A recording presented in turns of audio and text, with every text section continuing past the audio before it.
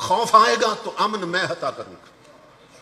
تاریخ اسلام میں ہے کہ جس طرح آج بحری بیڑے ہیں نا طاغوتی طاقتوں کے پاس، جس ملک کو برباد کرنا ہو وہ اپنے بحری بیڑے بھیج دیتا ہے، کیونکہ وہ جدید اسلحہ سے لیس ہیں۔ تو جس ملک کو برباد کرنا ہو، عراق کو انہی بحری بیڑوں نے اجاڑا، افغانستان کو انہی نے اجاڑا تھا، بحری بیڑے بھیج دیتے ہیں۔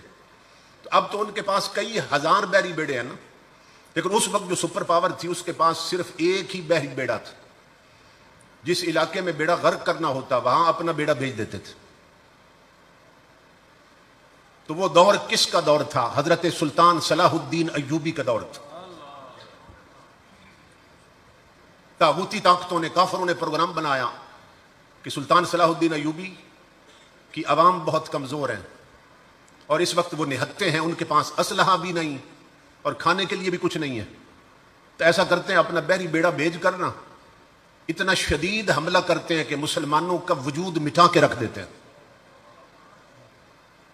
انہیں یقین تھا مسلمان اس کو روک نہیں سکیں گے۔ ادھر بحری بیڑا حرکت میں آ گیا۔ دوسرے دن میدان جنگ گرم ہونے والا تھا، صرف ایک رات باقی تھی۔ صلاح الدین ایوبی وہ حکمران، امام الانبیاء کے غلام، جو 500 بار درود پڑے بغیر کبھی سویا نہیں تھا، جس کا تعلق مصطفیٰ کے مدینے سے قائم تھا، اس نے اپنی آرمی اور فوجیوں کو اکٹھا کیا۔ اس نے کہا بحری بیڑا آ رہا ہے، کل وہ ہمارے سر پر عذاب بن کے گرے گا اور بچے یتیم ہوں گے، عورتیں بیوہ ہوں گی۔ اس نے کہا مجاہدو ایک رات باقی ہمارے پاس، دو کام کرتے، ایک تم کرو ایک میں کرتا ہوں۔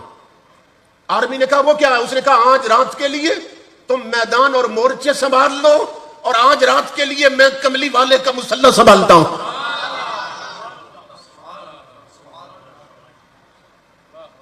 تم میدان سنبھالو، اپنی پوزیشنیں لے لو، میں آج رات کے لیے مصطفیٰ کا مسلح سنبھالتا ہوں۔ قریبی مسجد اقصیٰ تھی، وہ اندر چلا گیا مسجد اقصیٰ میں، عشاء کی نماز جماعت سے پڑھی سلطان صلاح الدین ایوبی نے۔ جب سب نمازی نکل گئے نا تو اس نے اندر سے کڑیاں لگا لی، پھر آیا محراب کے پاس اور اپنا تاج اتار کے نا کشکول بنا کے رکھ دیا اور پیشانی رکھی اور رخسار رکھے زمین پر اور عرض کی مولا میں جانتا ہوں یہ عذاب میری وجہ سے آ رہا ہے، لیکن کل اگر بحری بیڑا پہنچ گیا تو تیرے محبوب کی امت یتیم ہو جائے گی، برباد ہو جائے گی۔ میرے مولا تجھے اس نبی کا واسطہ کہ جس پر 500 بار درود پڑے بغیر میں کبھی سویا نہیں ہوں، کوئی مدینے سے خیرات بھیج، محمد عربی کی زلفوں کا واسطہ مدد فرما۔ ساری رات مصلے پہ روتا رہا۔ اس کو رات گزرنے کی تب خبر ہوئی جب اس پر مینارے پر نا، مسجد کے مینار پر مؤذن نے فجر کی اذان شروع کر دی۔ سلطان نے سجدے سے سر اٹھایا اور مسجد کے دروازے کھول دیے، نمازی اندر آئے، فجر کی نماز جماعت کے ساتھ پڑھی۔ نماز پڑھ کر جب نکلا نا سلطان صلاح الدین ایوبی، ساری رات مصلے پہ رونے والا۔ امام الانبیاء کے غلاموں، باہر مسجد کے پھٹے کپڑوں میں ایک فقیر کھڑا تھا، اس نے یوں بازو پھیلا دی، اس نے کہا بیٹا سلطان صلاح الدین آؤ میرے سینے لگ جاؤ۔ سینے لگا کے ماتھا چوما، کہا سلطان صلاح الدین تجھے مبارک ہو، رات کے تیرے آنسوؤں نے دشمن کا بیڑا غرق کر دیا۔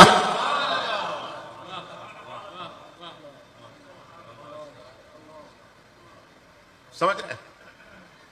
رات تیرے آنسو گرے ہیں آنکھوں سے، وہ آنسو نہیں طوفان بن گئے، اور سمندر میں وہ بھوچال اٹھے ہیں پانی کی، وہ لہریں اٹھی ہیں کہ تیرے آنسو نے دشمن کا بیڑا ہی غرق کر دیا۔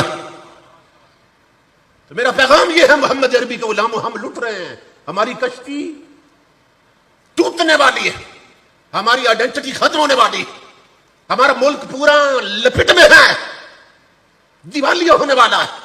اللہ نہ کرے حضور کے صدقے میں اس کی حفاظت ہو، لیکن اس کا صرف ایک طریقہ ہے کہ ہم اللہ رب العزت کے کھڑے اور سچے بندے بن جائیں، محمد عربی کے عملاً سچے غلام بن جائیں، تب مدینے سے خیرات آئے گی، تب آسمانوں سے رحمت نازل ہوں گی۔ ہے تجھ کو سنبھلنا تو ہے اب وقت سنبھل جا، اے بحر عمیق اپنے کناروں سے اچھل جا، غافل تجھے پا کر لے آئے ہیں پھر جان، تو باز ہے بلبل نہیں بستان سے نکل جا، باطل سے نہ ڈر جنگ کے میدان میں اتر جا، رکھ حق پہ نظر ماہو سریا سے گزر جا، کی تجھ کو حسین ابن علی نے یہ وصیت کہ مرنا ہے تو ڈر موت سے، جینا ہے تو مر جا۔ تقدیر الہی کے نوشتے بھی وہی ہیں، اللہ بھی وہی، اس کے فرشتے بھی وہی ہیں، اتریں گے ملائک تیری امداد کو، اب بھی گر ذات خدا سے تیرے رشتے بھی وہی ہیں۔ تو یہ رشتے مسجدوں میں سجدوں سے قائم ہوتے ہیں۔ رشتے تب قائم ہوں گے جب ہاتھوں میں ٹچ موبائل نہیں، جیب میں سورہ یاسین آئے گی۔ یہ رشتے تب قائم ہوں گے جب بہو بیٹیوں کے ہاتھ میں رومانٹک ناول نہیں، سیرت فاطمہ زہرا کی کتابیں ہوں گی۔ جب شادیوں پر گانے نہیں چلیں گے، محمد عربی کا قرآن چلے گا۔ پھر یہ